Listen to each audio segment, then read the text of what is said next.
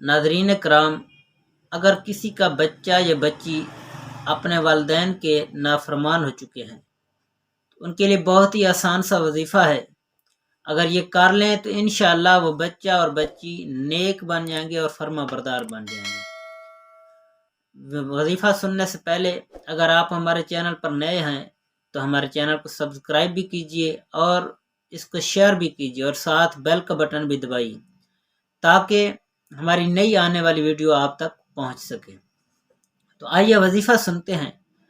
یا شہیدو، 21 بار صبح طلوع آفتاب سے پہلے پہلے نافرمان بچے یا بچی کی پیشانی پر ہاتھ رکھ کر آسمان کی طرف منہ کر کے جو پڑھے انشاءاللہ اللہ عز و جل اس کا وہ بچہ یا بچی نیک بنا دے گا، وہ نیک بن جائیں گے.